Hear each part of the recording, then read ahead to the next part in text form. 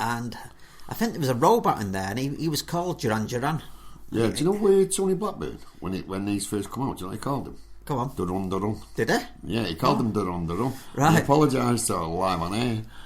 You know about it? Yeah. Because people was phoning up saying it's Duran Duran. Right. And he went, I'm sorry about that, it's just the way I've read it here, they're a new band. Not bad, isn't it? Yeah. Well, anyway, next track, or the next chap, I've played a few songs by this guy. I think everyone knows I'm a really big fan of this chap. In 1983, he started to work with Nile Rodgers out of the band The Chic. And Nile Rodgers produced this album. Now, David Bowie had always worked with primarily Tony Visconti or Brian Eno. Yeah. And for this, he needed a funkier beat or funkier sound. So he got Nile Rodgers on board. And he was using musicians like Tony Thompson and Stevie Ray Vaughan on this album. And this album was called Let's Dance. And I think it became Bowie's biggest selling album. I'm sure Stuart will tell me if I'm wrong with that, but I'm pretty sure I'm right. So this is the title track off there. And this, it was probably Bowie's biggest ever selling single. It was number one for 3 weeks in the UK. It got number one in America as well. The video for this was filmed in Australia, in New South Wales, and it was in a real redneck bar. And no one knew who Bowie was in there. And that's how Bowie wanted it. And they had 2 Aborigines dancing, if you remember the video. Yeah. And all the people in there were just, that was all real. No one realised they were getting filmed. So just try and watch the video and watch the reaction of the people in there. Because that's what it's like. It was a brilliant idea by Bowie to do that. So it's an absolutely brilliant song. I'd like to dedicate this actually. I've got a new listener at work, Mark Johansson. Mark was telling me how he listens to the show and he loves it. Yeah, so, he likes the show, yeah. Yeah, so Mark, Mark off line 5, this is for you, mate. This is David Bowie and Let's Dance.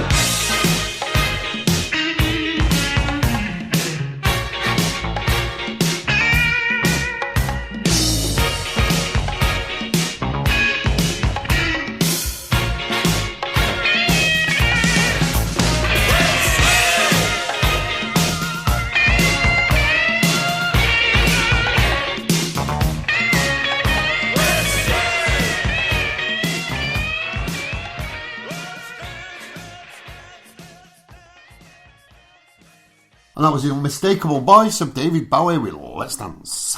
Great song, isn't it? He's a great singer, wasn't he? Yeah. Icon of the pop industry. Yeah, you know, and... sadly missed. God, I miss him every day. Yeah, I do too. But anyway, we said great songs. This one's no exception. The band had been at the forefront of the New Romantics. They'd had the first hit in 1980, in the late summer, and they just carried on, but they changed their image. They got rid of all their New Romantic wear, and they started wearing the sharp suits, and they adopted a more soulful sound. Now, the lead songwriter of this band was a guy called Gary Kemp, and Gary, he really was quite good. The lyrics of this song, he mentions his love of Marvin Gaye, you know, because he said he loved Marvin Gaye. He mentions Marvin Gaye, who was sadly to die the following year.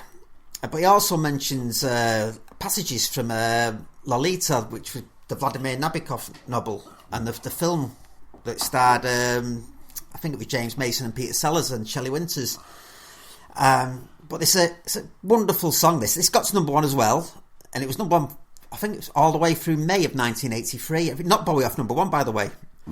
It's a great song, but who should we dedicate this one to, Simon? Well, I think talking about Lolitas, there can only be one, can't there? Who's that? Christine. All right, I think it to be my Lolita. I think that's quite a compliment there for you, Christine. So would you like to introduce this one, Simon? Of course it would. It's Lolita. No, it's not. It's true. Spandau Ballet going out to my Lolita. Christine.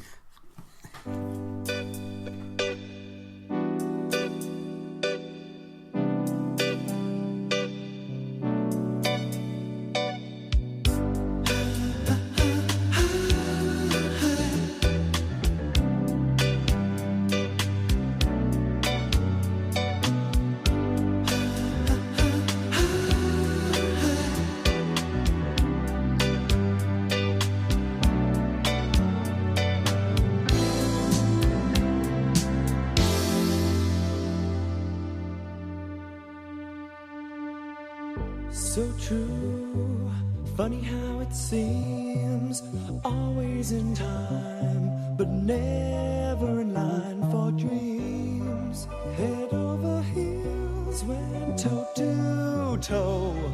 This is the sound of my soul. This is the sound. I wanna take it to the world, but now come back again. Why do I find it hard to write the next line? Oh, I want the truth to be said.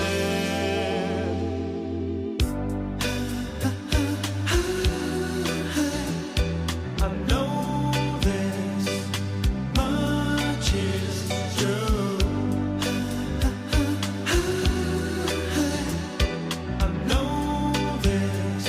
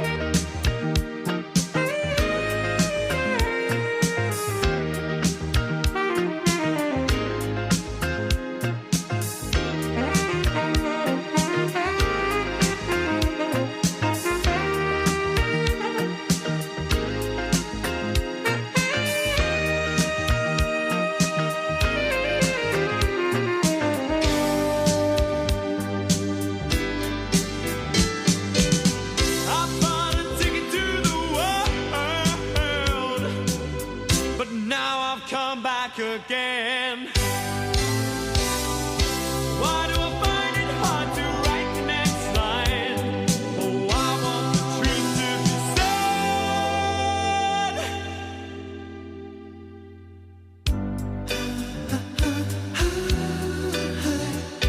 I know this much is true. I know this much is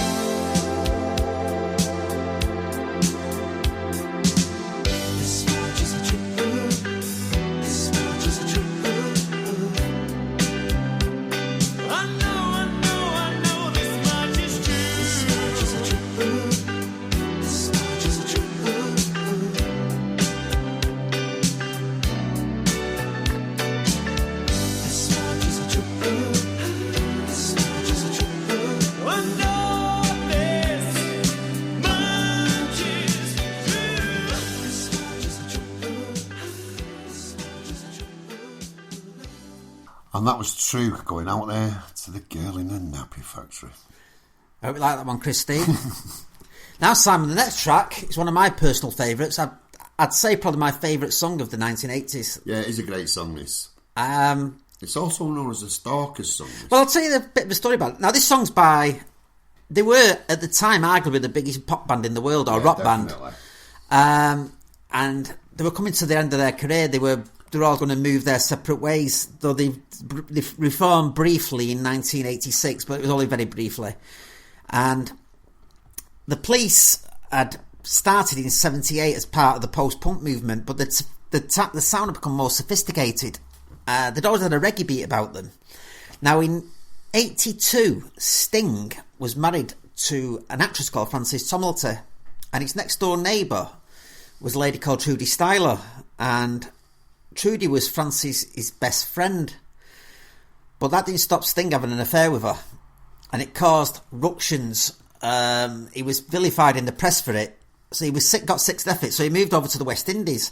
And he said one night he was in bed and the lyrics just come to him, and it is about obsession, Simon. You were right, we were talking before. It's about obsession. He was obsessed with Trudy Styler. He didn't want, so yeah, I suppose the song is about stalking. Yeah.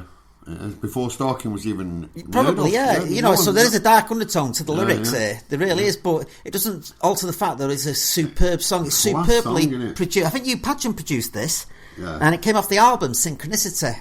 Now, this song, which, if I was to tell you, was the biggest selling song of 1983 in the entire world. Yeah. It was number one in America for 8 weeks.